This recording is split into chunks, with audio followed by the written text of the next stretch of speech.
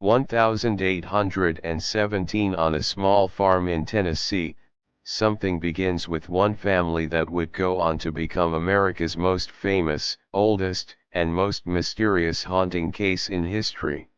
This story is so real that a future U.S. president personally investigated it.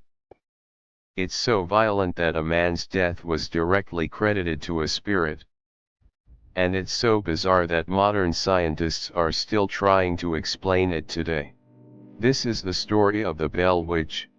Along the Red River in Robertson County, Tennessee, lived John Bell Sr. with his family, his wife Lucy, and their 9 children. They had settled here in 1804 after moving from North Carolina.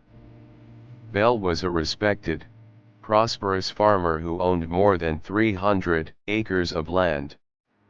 He attended church regularly and was well respected in the community.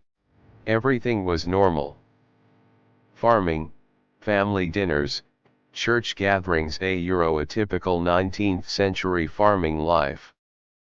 For 13 years, nothing unusual happened at all.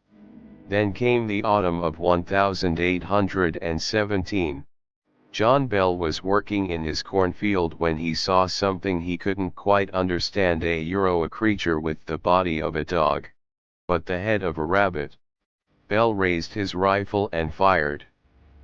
The creature vanished right in front of him, as if it had dissolved into thin air.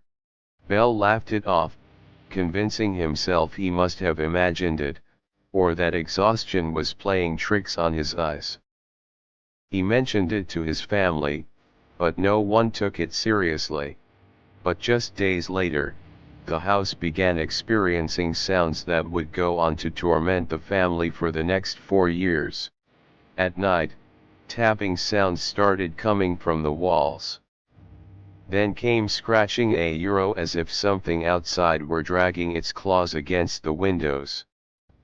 The children complained that something was gnawing on their bedposts, like a large animal chewing through wood.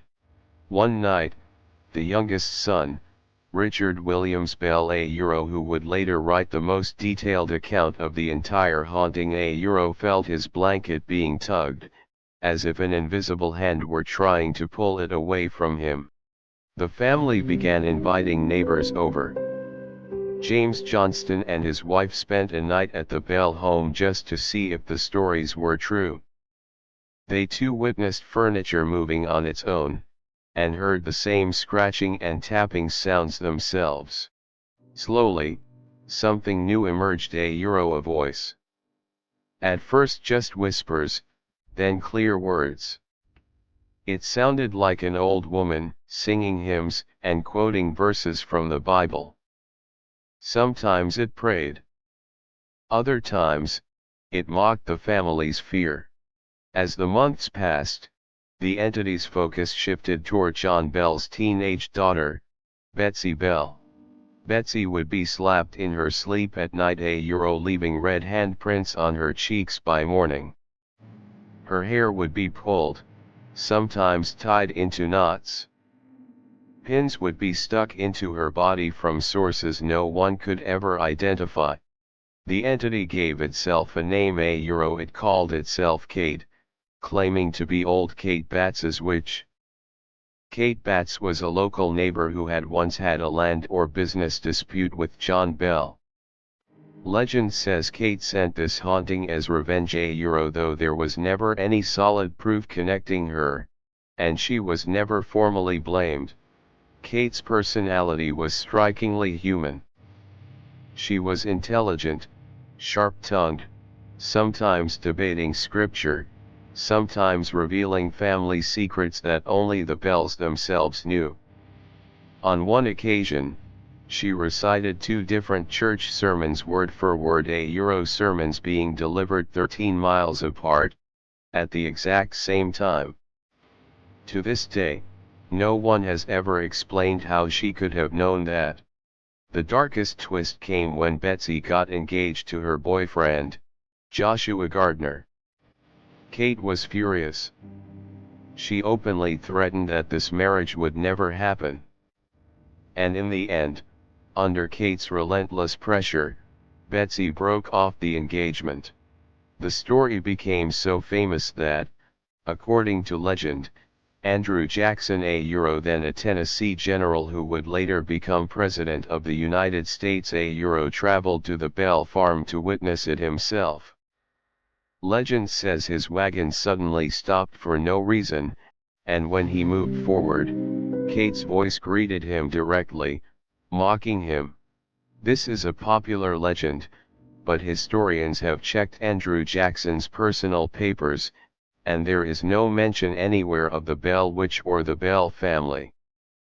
This claim was likely added later to make the story even more dramatic.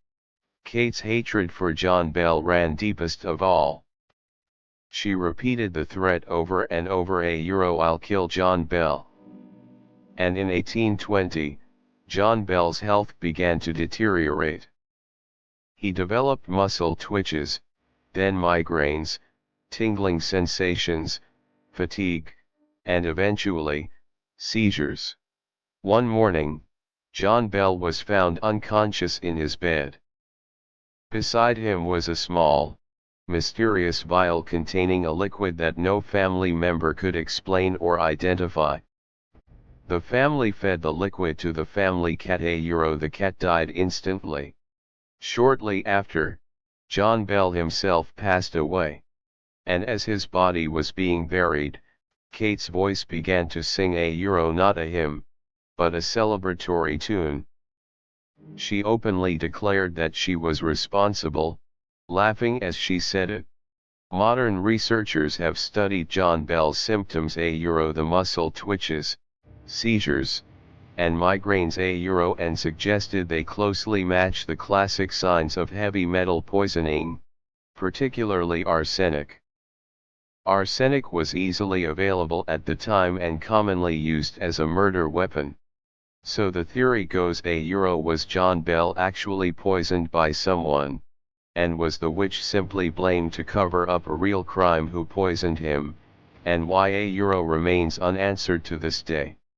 Here's a crucial fact worth understanding, the entire story we know today was first written down in 1894, in Martin Ingram's book, more than 70 years after the events supposedly took place. These events were never documented in any contemporary newspaper or official record while they were happening. That means the story survived for decades purely through oral tradition, passed from family to family, and with each retelling, details may have been added, and the story may have grown more dramatic. So here's what we actually know, the Bell family was real, their farm was real, John Bell's death was real. But the supernatural details, the voice, the name Kate, the Andrew Jackson encounter, all came through legend, with no contemporary verification of any kind.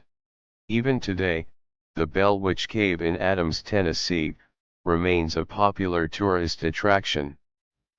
Thousands of visitors go there every year, some hoping to feel its energy, others simply curious about the history. The Bell Witch remains America's oldest and most talked about ghost story. Real or legend, that question remains unresolved even today. But one thing is certain, 200 years later, this story still terrifies us, still fascinates us, and still forces us to ask questions we may never fully answer. If you enjoyed this story, hit that subscribe button and turn on notifications, because next time, we're diving into the Enfield poltergeist, the haunting that was actually caught on tape.